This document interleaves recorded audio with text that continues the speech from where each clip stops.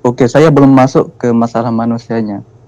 Saya masih ingin masuk ke malaikatnya dulu, karena dasar dari dosa ini kan Tuhan sudah menciptakan malaikat berdosa, lagi diciptakan manusia berdosa lagi. Bukan. Tuhan tidak pernah menciptakan malaikat berdosa loh.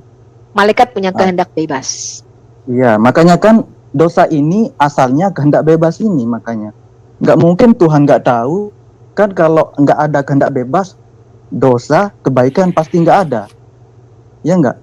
Karena Tuhan tahu, makanya Dia menciptakan makhluknya punya kehendak bebas. Dari kalau kita tarik ke belakang sama sekarang, misalnya seorang manusia menciptakan sebuah besi, kan Tuhan memang bukan Tuhan yang menciptakan besi ini kan, tapi Tuhan menyediakan bahan-bahannya, yaitu biji yang kita tambang, makanya Tuhan membentuknya menjadi besi. Nah sekarang dosa ini memang Tuhan tidak menciptakan, tapi wadahnya itu sudah ada, yaitu kadang-kadang dia nggak dengar, Pak. Maaf ya teman-teman, saya mau bicara sama Pak Petra. Pak Petra. Oh, sabar. Sebentar. Sabar. Letakin co-host dong, host. Ya, Pak Petra. Pak Petra. Tolong Pak Billy, kamu telepon Petra secara pribadi, tolong kasih co-host supaya ini berjalan diskusinya dengan baik. Sorry. Udah Bu, dilanjut. Oke, makasih. Lanjut. Udah Bu, Hen. Ya, silakan kalau ada lainnya mau menanggapi ya. Jadi itu yang saya tanggapi. Apakah dia tahu? Ya, dalam kemahatauannya dia Tuhan pasti tahu. Ya, bahkan manusia jatuh ke dalam dosa juga Tuhan udah tahu lebih dulu. Terus kalau dikatakan adil enggak? Ya jelas saja Tuhan itu pasti adil gitu ya. Dan kalau di dalam Alkitab kita kan, kamu tadi mengatakan Tuhan kan menciptakan besi katanya. Kalau di dalam Alkitab kita tuh bukan hanya besi yang Tuhan ciptakan. Dia itu menciptakan senjata. Bahkan dia menciptakan pemusnahnya. Jadi obatnya itu dia ciptain. Itu Alkitab kita. Jadi dia bukan hanya ciptakan alat senjatanya nih. Dia tuh ciptain remedinya. Dia tuh ciptain pemusnahnya. Itu Alkitab. Ya, Alkitab mengatakan begitu. Ya, saya paham. Tapi kan begini. Saya dapat poin dari pertanyaan kamu, Asmi. Sekarang kamu jawab. Kenapa Tuhan tidak melenyapkan iblis? Itulah pertanyaan kamu. Ya, iblis itu kan punya kehendak bebas. Kan iblis itu bisa tobat, bro. Ngapain dilenyapkan? Silahkan kalau dia mau selamat tobat. Gak ada, iblis nggak bisa tobat, bro. Ah, itu kan dalam di Alkitab. Ya, di Alkitab. Okay. Kalau dalam Islam kan bisa. Kalau iblis bisa, iblis bisa bertobat, kalau iblis bisa bertobat, berarti di dalam surga kamu ada iblis. Gampang ada aja, kan? Karena neraka ada itu, jin itu masuk surga. Ya kan kok. Dulu, Jin itu kan setan-setan. Ya kan bangsa jin sebenarnya iblis itu.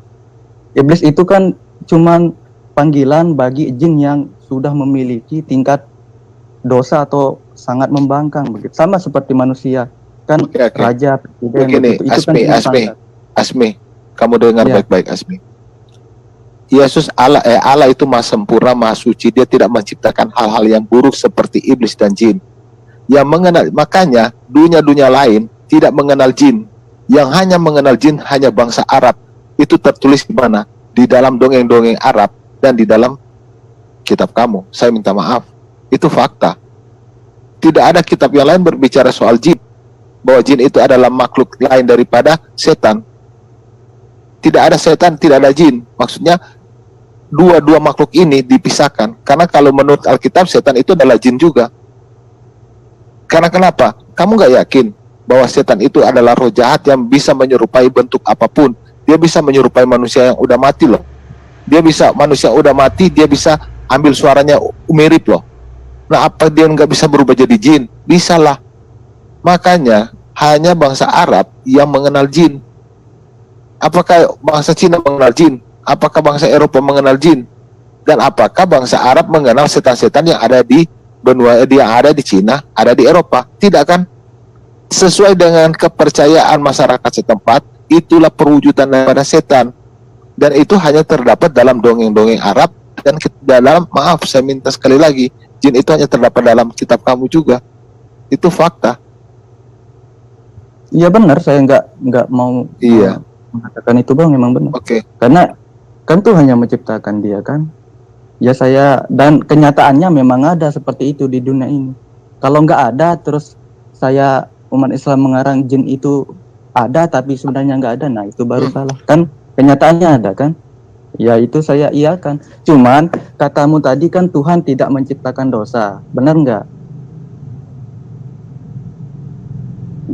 Nggak apa namanya itu, nggak menciptakan kalau manusia itu diciptakan untuk berdosa, benar nggak? Ini mungkin jadi pertanyaan balik dulu, sebentar dulu. Untuk pertanyaan balik dulu, apa yang Bro Esmi pahami tentang dosa ini? Apa itu dosa? Nah begini, yang saya pahami itu, dosa ini sebenarnya emang sudah disiapkan untuk manusia untuk bisa melakukan dosa. Tapi dalam hal Kristen kan Tuhan nggak pernah melakukan hal-hal yang buruk buat manusia menciptakan. Bukan, sebentar bro, sebentar. Pengertian dosa itu dari mana asalnya? Bagaimana bisa ada kata dosa yang Bro pahami? Itu dari kata apa awalnya itu loh? Dari kata dosa ini kan yang saya pahami itu memang Tuhan menciptakan kalau manusia itu memang akan bisa melakukan kebaikan, dan dosa-dosa ini kan hal-hal yang buruk yang akan dilakukan manusia kan? Ya enggak? Tuhan sudah menetapkan manusia. Menurut Bapak, dosa itu adalah ciptaan Allah ya? Ya benar, itu menurut saya, itu benar. Oh iya. Berbeda dengan Kristen, Pak. Di sini saya mau tambahkan ya. Kenapa malaikat itu tidak dapat? Pak Yoran, sabar dulu, Pak Kafir belum selesai. Pertanyaan awal saja Pak Yudar. Dari mana asal mula dosa pertama kali? Mungkin Pak Esmi bisa jelaskan. Dosa yang awal mula itu apa? Kenapa itu bisa disebut dosa? Itu mungkin Oke, begini bro. Dalam penciptaan manusia, dosa itu memang sudah bisa dilakukan oleh manusia, itu yang diciptakan oleh Tuhan, bukan Tuhan yang mengatakan manusia akan melakukan dosa. Memang Tuhan itu sudah menyiapkan manusia untuk bisa melakukan dosa. Makanya kehendak bebas ini adalah awal dari terbentuknya dosa itu sendiri sebenarnya. Itu yang saya pahami. Kalau memang Tuhan nggak mau. Bro Asmi, aku mau nanya. Kamu percaya nggak di dalam Islam itu kamu ditakdirkan berbuat dosa? Kalau tidak, Allah akan membinasakan kamu dan menggantikan kamu dengan umat yang berbuat dosa dan selalu meminta ampun. Saya nggak percaya kalau Tuhan menciptakan manusia. Tapi yang saya percaya dari awal penciptaannya itu Tuhan sudah menyiapkan manusia ini. Apa yang kamu nggak percaya? Tolong diulangi lagi. Saya nggak percaya kalau misalnya saya diciptakan, misalnya kamu Azmi akan melakukan dosa seperti ini. Saya tidak percaya itu. Cuman dari awal sifat manusia ini itu sifat yang saya maksud. Sebelum saya dewasa ini, sifat dari kemanusiaan saya ini sudah memang akan bisa melakukan dosa. Itu yang saya percayai. Dan Tuhan tahu itu kan. Tapi ini bentar Bro Ismi, kalau itu kita bicara sesuatu yang sifatnya sudah dosa turunan, artinya yang kami pahami itu sudah dosa turunan. Kita manusia adalah keturunan Adam dan Hawa. Nah, yang kita mau cari itu adalah dosa awal, dosa di mana penciptaan manusia pertama kali ya. Itu yang kira-kira Bro pahami itu kenapa bisa disebut dosa? Apa yang dilakukan oleh Adam itu? Bro paham maksudnya? Ya, saya paham kan kalau orang Kristen itu bilangnya dosa itu sebenarnya berasal dari Adam yang melakukan kesalahan. Ya enggak? Iya. Iya, kenapa bukan begini bro. Gitu loh. Dosa asal atau dosa warisan itu adalah Adam itu berbuat dosa dengan dia melawan perintah Tuhan. Kalau di Alkitab ya. Ya. Tetapi kita bukan diwarisi dosanya Adam, tetapi kita itu diwarisi akibat. Ngerti ya? Karena Adam manusia pertama ini berdosa, maka kutuk pertama yang masuk ke dalam dunia apa? Kutuk. Tuhan mengutuk tanah sehingga kita ini susah payah, kerja keras, ada penyakit segala macam. Yang kedua, wanita dikutuk, melahirkan dengan sakit dan sebagainya. Itu kutuk-kutuk, bro. Lalu kita ini telanjang, kita ini kehilangan kemuliaan Tuhan. Kemudian apa? Kita harus mati. Jadi dengan jatuhnya Adam, maka ada kutuk, ada kematian, ada dosa itu masuk ke dalam dunia yang tadinya nggak ada. Tadinya Iya, kita iya. bisa ngomong-ngomong sama Tuhan. Nah, akibat dari dosa inilah yang harus kita tanggung sebagai keturunan dari Adam. Sehingga kita ini sudah dilahirkan dalam lingkungan yang mempunyai potensi berbuat dosa. Potensi. Iya. Nah, itu yang namanya dosa asal. Bukan dosanya Adam terus jadi dosanya kita makin lama makin banyak dong gue punya dosa gitu. Gue udah turunan keberapa kan gitu. Bukan. Iya. Maksudnya adalah akibat daripada dosa Adam itu kita anak cucunya mesti nanggung.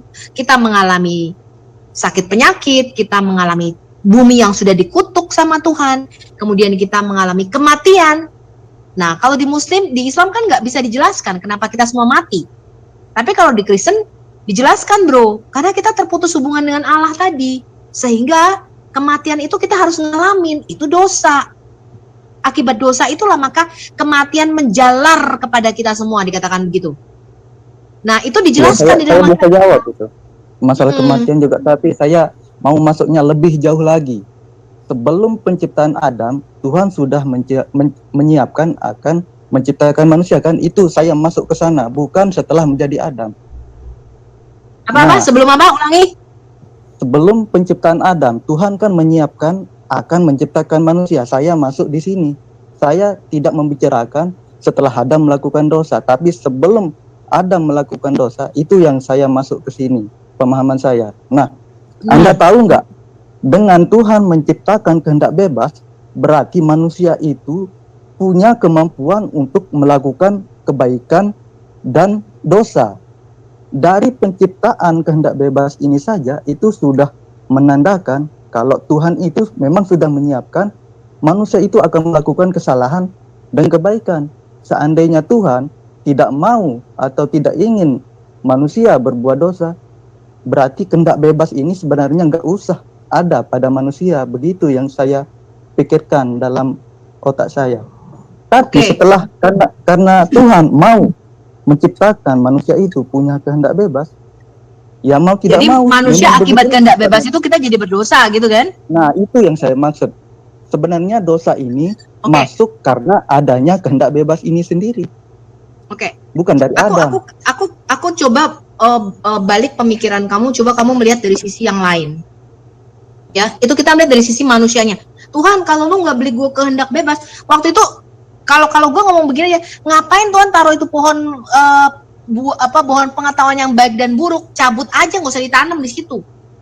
Bahkan ada beberapa teman yang ngomong, itu Bu Sofi, kenapa itu pohon buah pengetahuan yang jahat dan buruk itu kok nggak dikasih pagar sih? Coba dikasih pagar, pagarnya disetrum pakai listrik. Jadi Adam dan Hawa nggak bisa masuk, nggak bisa makan itu buah. Jadi kita nggak jatuh dalam dosa. Ya, itu dari sisi pandang kita gara-gara itu. Tetapi kalau kamu melihat dari sisi pandang dimensinya Tuhan, akan berbeda. Kenapa? Kamu tidak akan pernah tahu orang ini sungguh-sungguh mengasihi kamu, mencintai kamu, kalau tidak ada ujian. Kamu nggak bisa tahu, ya. Lu pernah lihat nggak sih orang itu diuji kenapa? Ketika ada masalah datang, lu tahu istri lu setia, lu tahu suami lu setia dari mana? Iya, digoda sama cewek lain. Makanya ada tuh kalau video-video pura-pura goda, gue temennya dong begini. Kalau dia tergoda kenapa? Ya berarti dia nggak setia. Nah, itulah dari situ kita bisa mengetahui karakter asli seseorang. Ya, bahkan kalau kamu pengen tahu karakter aslinya dia, kasih dia kekuasaan, kasih dia jadi bendahara gereja misalnya. Nih gue pegangin lu duit 20M. Kasih dia kepercayaan, duit pakai nama lu, nih duit gereja 20M. Baru kamu akan melihat ini orang karakternya jujur apa enggak. Kenapa? Tanpa ujian itu, nggak bisa lu lihat karakternya. Makanya ketika Yesus turun sebagai manusia, sebagai Adam, dia dicobain nggak? Dia harus melalui percobaan ujian itu nggak? Harus. Bagaimana lu bisa mengatakan, lu anak hebat, anak gue hebat, lulus ujian tes, tapi kagak pernah ikut ujian. Tapi ngomongnya anak gue pinter, selalu ranking 1, selalu juara kelas, tapi kagak pernah ikut ujian. Nggak bisa bro. Ya, iya, jadi dari Tuhan, sisinya Tuhan, dimensinya Tuhan, nah namanya kasih, ya. Makanya Tuhan untuk membuktikan kasihnya sama kita apa? Kalau kita tanya Muslim, apa bukti kasih Allah kepada kalian? Nggak ada, orang Allahnya aja nggak pernah nongol. Tapi apa bukti kasih Allah kepada kita? Ada, apa? Dia turun.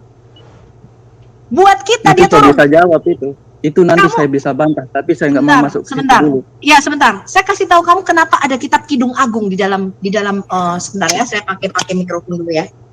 Oke.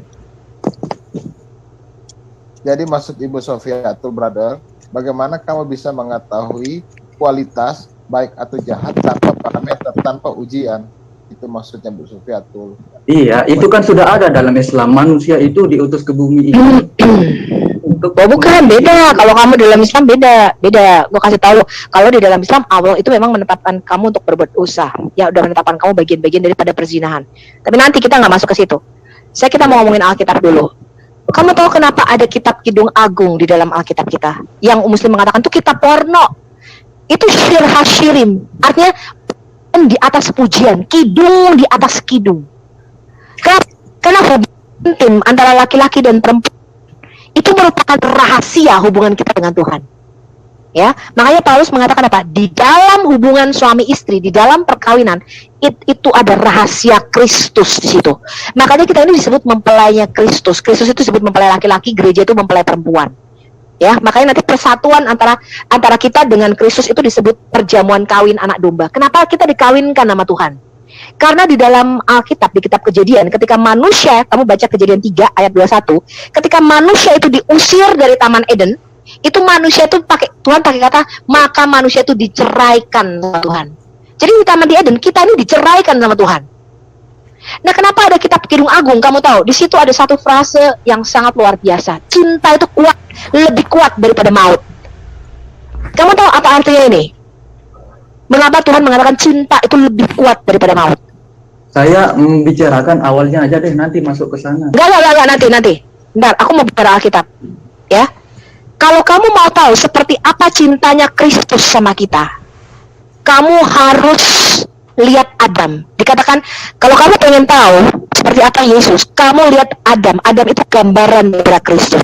Kamu tahu nggak? Saking cintanya dia sama Hawa, walaupun dia tahu ya yang makan buah ini Hawa makan buah nih, dikasih sama iblis. Ya, Adam itu diam saja. Ketika di Hawa ini mengatakan kamu makan yang sayang makan buah ini. Adam tahu nggak? Ketika dia makan buah itu dia tahu dia pasti mati. Kenapa? Tuhan yang ngomong sama Adam. Adam, pada hari kamu memakannya, I will make sure you die. Aku akan pastikan kamu mot pasti mati. Adam makan nggak? Adam tanpa second thought, dia nggak pikir dua kali. Begitu Hawa mati, dia tahu istri gua makan nih, pasti mati dia. Apa yang Adam lakukan? Dia nggak pikir dua kali loh. Dia nggak, gila lu ngapain lu makan? Ntar lu mati. Enggak. Apa?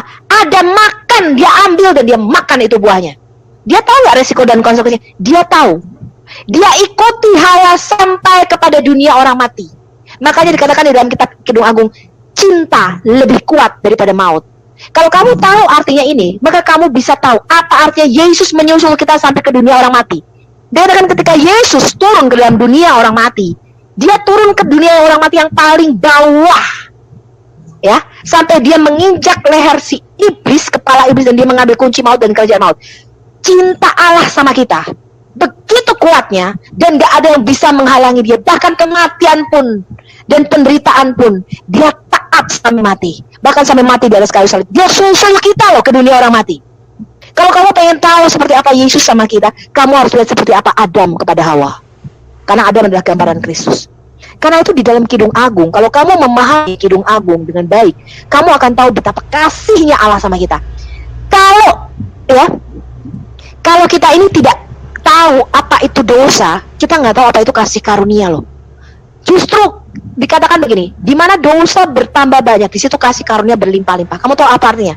Ketika Tuhan Yesus mengatakan orang yang paling banyak berterima kasih adalah orang yang paling besar hutangnya. Kamu gak akan tahu apa itu anugerah. Kamu gak akan tahu apa itu kasih karunia sampai kamu tuh betul-betul terpuruk, jatuh, Adina gak layak dipandang rendah, tapi ada orang yang mau tolong kamu. Baru kamu tahu, kamu akan terima kasih, sujud-sujud sama orang itu. Iya. Ya. Makanya semua agama juga ngomong seperti itu kan. Enggak semua agama, no, we all say. Mana buktinya Allah mau kasih sama kamu? Saya tanya. Mana buktinya? Saya minta maaf ya. Allahnya bangsa-bangsa yang pernah turun tebus dosa. Allah kita saking kuatnya cintanya, lebih kuat daripada maut. Bahkan kematian dihadapi. Ya. Saking kuatnya cintanya Allah kita, dia turun menjadi sama dengan manusia, mati. Dikatakan di atas kayu salib dengan cara apa? Terhina. Ditelanjangi dan apa? Menjadi kutuk bagi kita. Tapi dia taat loh. Itu kan menurut Anda, tapi saya mau masuk ke dosa itu dulu. Itu walaupun Anda mengatakan itu seperti itu, nggak masuk akal bagi saya Yesus itu mati. Tapi saya nggak mau masuk di situ dulu karena saya mau masuk di dosa ini dulu. Anda nggak menjelaskan. Nantilah kalau masalah kasih itu, semua agama juga punya cara tersendirinya. Nggak ada. Ya, itu kan menurut Anda. Kamu Enggak gini, kamu sebutkan sama saya satu agama yang Allahnya pernah menampakkan diri, mewujudkan dan mengasihi dia sampai mati. Kamu sebutin. Oke, saya masuk ke sana dulu. Kenapa Yesus menyalib dirinya sendiri? Sabar Isma. Yesus nggak menyalib dirinya sendiri. Isma, saya tambahin dulu sedikit, Isma. Yang menyalib orang Romawi kok, Yesus menyalib dirinya sendiri. Iya. Oke, Isma. Menyalib dirinya sendiri kan? Dia sudah tahu kan dia akan mati, berarti dia menyalib dirinya sendiri. Asmi, saya sabar dulu, Asmi. Alkitab dengan Quran berbeda konsistennya. Kalau menurut Alkitab, dosa daripada Adam dan Hawa, anak cucunya harus memikul. Jadi Adam yang tadinya tinggal di Taman Eden, anak cucunya yang tidak bersalah juga harus menanggung tidak tinggal di Taman Eden. Tetapi Al-Quran, tetapi Al-Quran yang mengatakan bahwa Adam dan Hawa diampuni, dimaafkan, tidak konsisten. Harusnya kita tinggal di sorga. Kenapa kita anak cucu Adam dan Hawa tidak tinggal di sorga? Perbuatan Adam dan Hawa kita harus juga yang tanggung. Itu tidak konsisten. Yang kedua, Yesus mati di kayu salib membuktikan kasih Allah kepada manusia lebih daripada kasih ibu. Sekarang pertanyaannya, kamu buktikan kasih Allah kamu dalam keimanan kamu. Coba saya mau tunggu. Berikan satu bukti bahwa Allah kamu itu mengasihi kamu lebih daripada kasih ibu. Ayo, buktikan. Oke. Sebelum kamu jawab, kamu satu contoh ya. Di dalam Qur'anmu, kamu itu dijamin masuk neraka, ditetapkan bagimu untuk masuk neraka. Ya, itu adalah kabar terburuk yang bisa diterima oleh seorang manusia. Ya, kabar buruk saya katakan. Kenapa ada Injil? Injil itu artinya kabar baik, karena ada kabar buruk. Oleh karena dosa Adam kita semua harus mati, dan lebih buruk daripada kematian adalah setelah mati kita masuk neraka. That's the worst news. Itu kabar terburuk. Karena itu Tuhan memberikan Injil atau kabar baik. Saya katakan sama kamu, justru di dalam penyaliban Kristus, ya orang mengatakan apa? Itu kebodohan. Kenapa? Karena bagi orang yang ditetapkan akan binasa, maka salib itu merupakan berita tentang kebodohan. Tetapi bagi kita, salib itu merupakan kemuliaan. Justru di salib itulah yang tadinya aku yang harus mati, aku yang harus ditelanjangi, aku yang harus kena amarah Tuhan, aku yang harus dikutuk. Di dalam salib itulah justru kita melihat betapa besarnya kasih Tuhan. Gue yang harus mati, tapi kamu Tuhan, saking kasihnya kamu, ya, kamu menggantikan aku, dan karena aku beriman kepada Tuhanmu, maka aku diselamatkan, aku tidak mengalami kematian kekal, aku nggak jadi masuk neraka. Itu kasih Tuhan yang luar biasa. Dan kamu sebutin, gak ada satu Allah pun, kamu sebutin nama dewa siapa yang pernah turun ke bumi dan membebaskan kita dari kematian. Bahkan Allah sendiri tidak turun dan membebaskan kamu dari neraka.